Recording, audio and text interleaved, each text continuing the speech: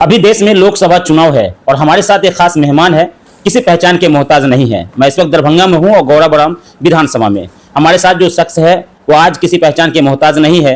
2020 के विधानसभा चुनाव में जब चुनाव के मैदान में आए थे तो पता नहीं कितने जो राजनीतिक पार्टियां थी उनके पसीने छूट गए थे। हमारे साथ राजीव कुमार ठाकुर है और आज किसी पहचान के मोहताज नहीं है। हालांकि अब भारतीय जनता पार्टी में आ गए हैं और ज्वाइनिंग ले लिए हैं। उसके बाद इनको 3 लोकसभा का संयोजक भी बनाया गया है, दरभंगा, मधुबनी और झंझारपुर का। तो सबसे पहले हम बातचीत करेंगे राजीव ठाकुर जी से कि भाजपा ज्वाइन करने का सबसे बड़ा कारण क्या हो सकता है और अचानक भारतीय जनता पार्टी का दामन क्यों थामा है। सबसे पहले तो आपके सभी दर्शकों को रामनवमी की हार्दिक शुभकामनाएं, बधाई। और आज महाअष्टमी है, महाअष्टमी की भी हार्दिक बधाई। आप सभी मोबाइल रिपोर्टर को देखने वाले को हार्दिक शुभकामनाएं, बधाई। देखिए, अभी जो वर्तमान राजनीतिक परिदृश्य चल रहा है उसमें आदरणीय प्रधानमंत्री नरेंद्र मोदी जी के नेतृत्व में जो देश का विकास हो रहा है, जो भारत एक विकसित भारत की ओर बढ़ रहा है, इसी को देखते हुए भारतीय जनता पार्टी, हमारा अपना पुराना घर था, हम अपने पुराने घर में आ गए हैं और अपने पुराने घर में अपने पार्टी के माध्यम से हम लोगों को सेवा करेंगे। जब आप लोजपा में थे तो आपका एक नारा खूब मशहूर हुआ था, लोजपा ही भाजपा है। आपको याद होगा विधानसभा जब चुनाव का समय था। जी, निश्चित रूप से। और आप देखिए, पिछले 3 साल, 3.5 साल में लोक जनशक्ति पार्टी में रहा।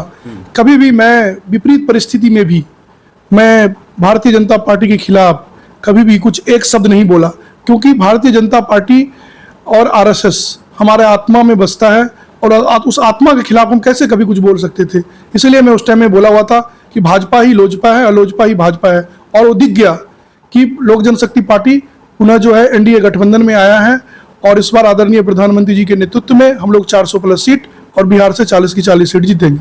एक और बात है राजीव जी कि जब से आपको संयोजक बनाया गया है 3 लोकसभा का, दरभंगा, मधुबनी और झंझारपुर का, आप लगातार क्षेत्र में जा रहे हैं, वहाँ लोगों से मिल रहे हैं, क्योंकि संयोजक बनाने के बाद भारतीय जनता पार्टी का जो विजन है उस विजन को गाँव तक पहुँचाने के लिए क्या कुछ लग रहा है आपको? देखिए, हमारे को जो संयोजक बनाया गया है उसमें ये लाभार्थी संपर्क योजना है।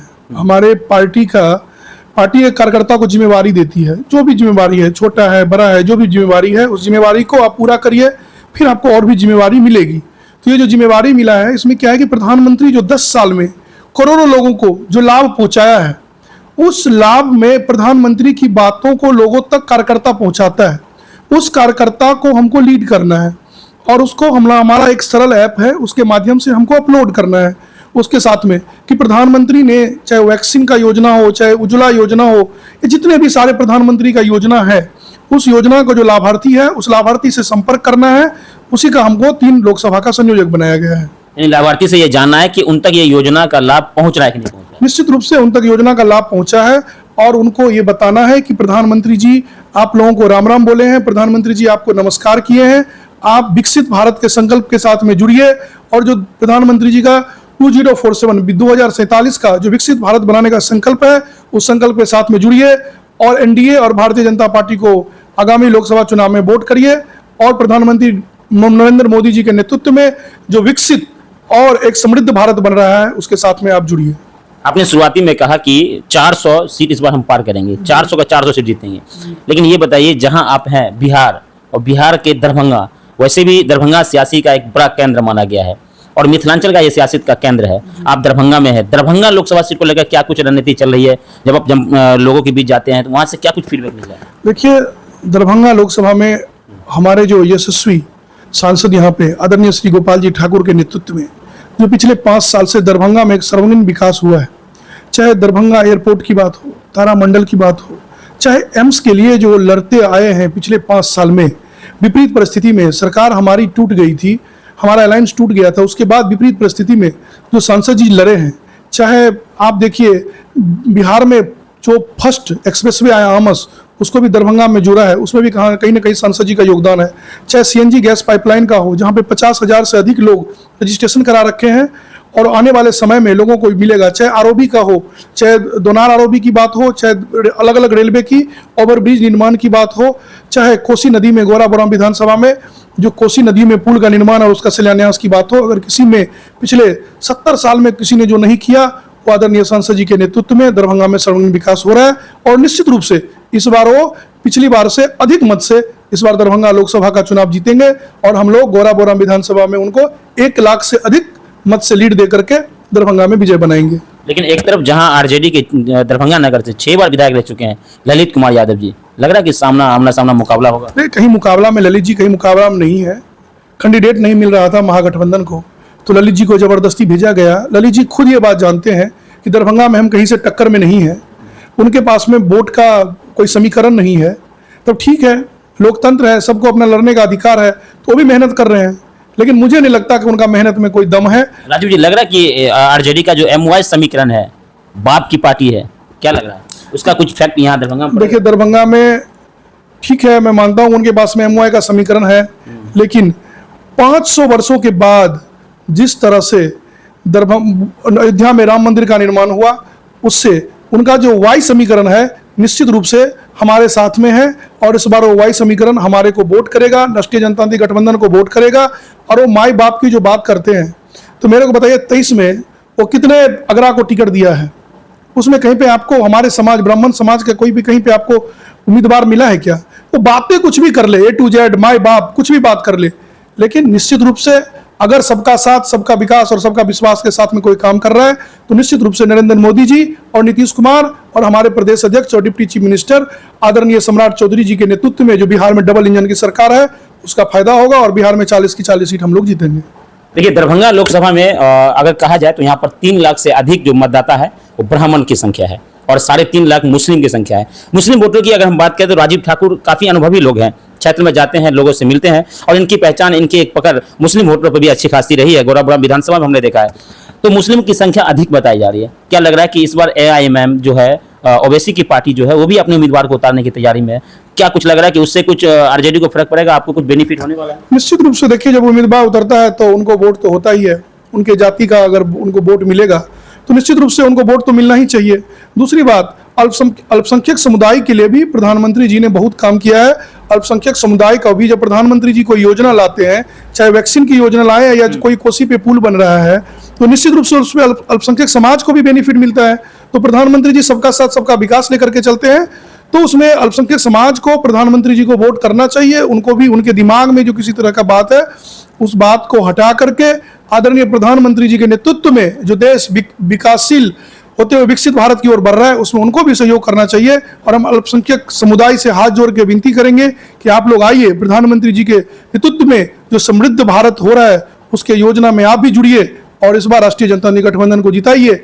आप लोग वर्षों से ठका हुआ महसूस कर रहे हैं, ठका हुआ महसूस मत करिए और प्रधानमंत्री जी के नेतृत्व में विश्वास करिए और उनको वोट करिए। अच्छा, मुस्लिम हमेशा आरजेडी कांग्रेस को ही वोट देते आ रही है। आपने देखा दरभंगा लोकसभा में जब भी चुनाव हुआ, भारतीय जनता पार्टी को वोट नहीं देती। क्या इस बार लग रहा है कि मुस्लिम की जो संख्या है, जो वोटर है, मतदाता है, वो भी आपके तरफ आ रहा है, रुझान दिख रहा है? निश्चित रूप से, मैं पहले भी आपको मुस्लिम महिलाओं का रुझान दिख रहा है? निश्चित रूप से 3 तलाक के बाद मुस्लिम महिलाओं का आदरणीय प्रधानमंत्री जी के नेतृत्व में विश्वास बढ़ा है और वो लोग भी चाहते हैं कि केंद्र में प्रधानमंत्री जी के रूप में शक्तिशाली जो विश्व पटल पे भारत का नाम रोशन कर रहा है, ऐसे प्रधानमंत्री जी बने। और उनके साथ में जो प्रधानमंत्री जी उनके लिए भी जो सोचते हैं, 3 तलाक जैसे बात सोचे हैं, तो निश्चित रूप से मुस्लिम महिलाएं इस बार भारतीय जनता पार्टी और एनडीए को वोट करेगा। एक अंतिम सवाल है राजीव जी, क्या कहेंगे कि इस बार एक ही उम्मीदवार दिख रहा है पूरे देश के अंदर, वो है मोदी जी, जिनको देखकर लोग वोट करेंगे? निश्चित रूप से विपक्ष के पास में कोई उम्मीदवार नहीं है। किस किस को प्रधानमंत्री बनाएगा? बहुत सारे मुंडी लेकर के विपक्ष घूमता है